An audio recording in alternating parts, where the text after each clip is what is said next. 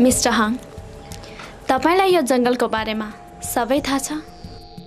सबै त थाहा नभए पनि मलाई यहाँको वातावरण चाहिँ राम्रोसँग थाहा छ।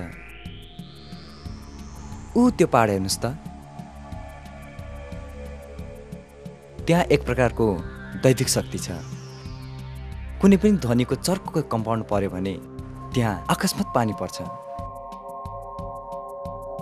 मिस्टर हाङ, विशेष गरी यहाँ यो जंगलमा जंगली जन्तुको डर छ होला है?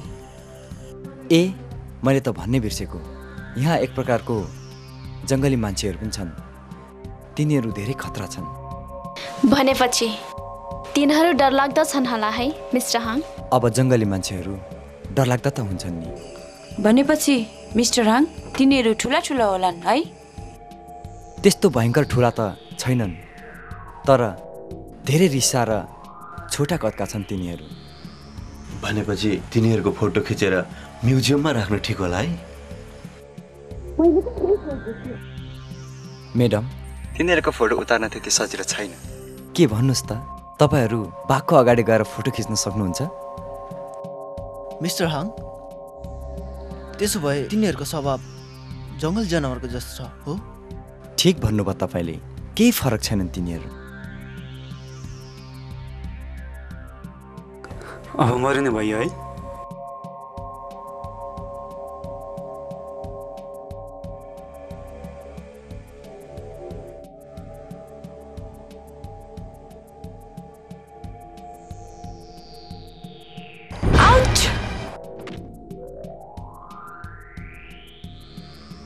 Come on, boy.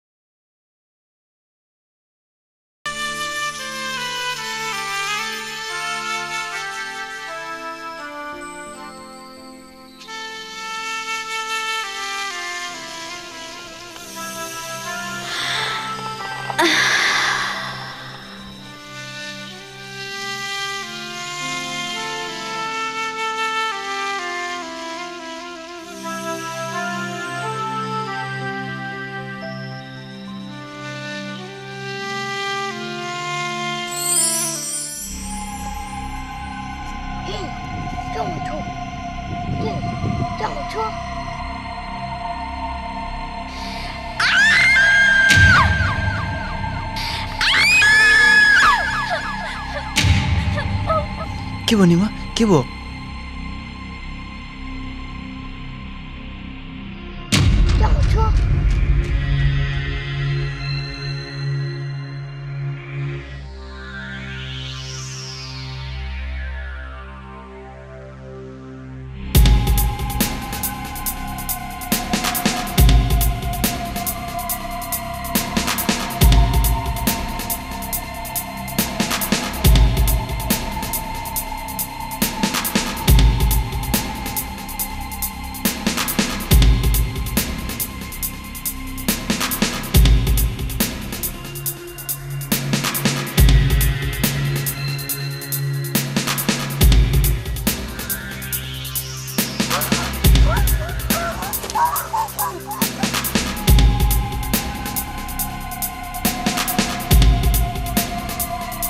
के गर्नुभएको तपाईहरुले?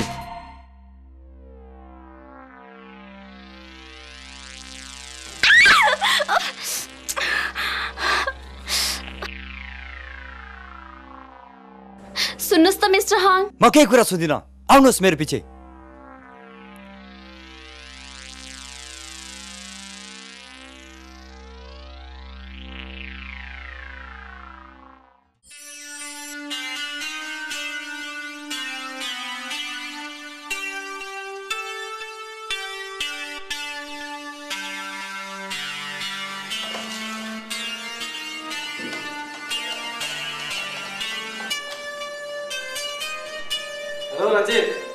हेलो अविनाश।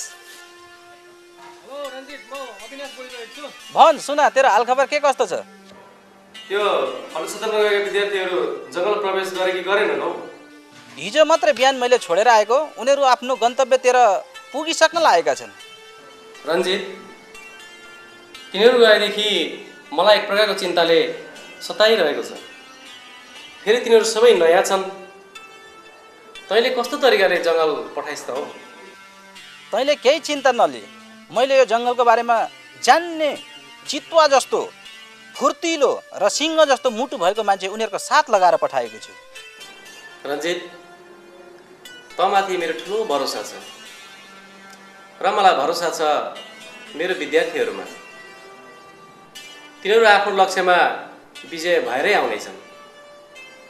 ल त आजलाई फोन राखौँ, बिचबिचमा फोन कन्ट्याक्ट गर्दै गरौँला है। Good day. सन्ते, ड्राइभरलाई गाडी निकाल्नु भन, मलाई हेड अफिस जानु छ। हुन्छ सर।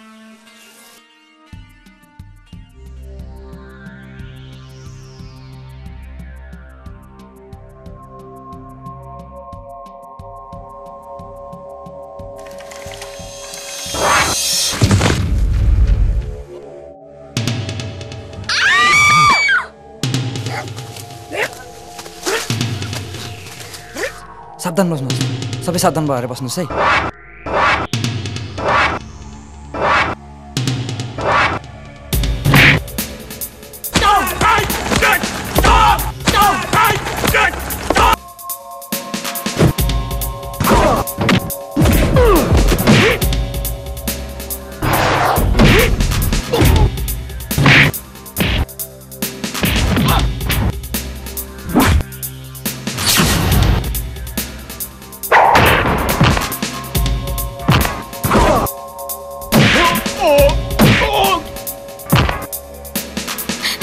छोडिदिनुहोस् प्लिज, छोडिदिनुहोस्।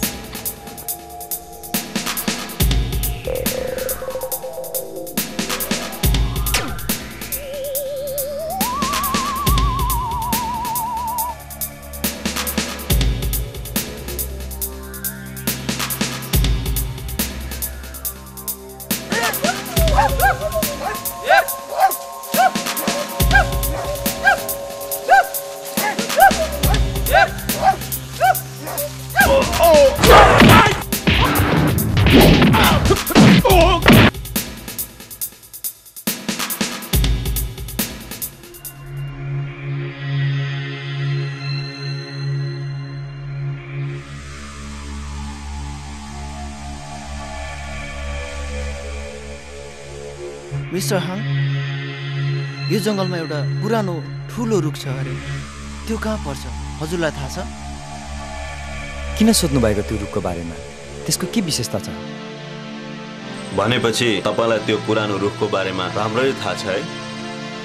हिमालजी, होइन, तपाईँहरू यो रुखको बारेमा आउनुभएको कि जङ्गलको विविधताको बारेमा आउनुभएको?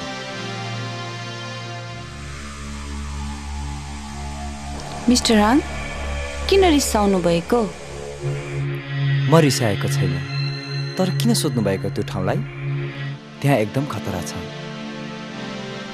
मिस्टर हाङ, स्पेसली हामी त्यही रुखको अध्ययनको लागि आएका र सहयोगको अपेक्षा लिएको छ। तपाईँ के भन्नुहुन्छ? म अस्वीकार गर्छु यो कुरोलाई। आखिर किन? म फस्न चाहन्न त्यहाँ गएर।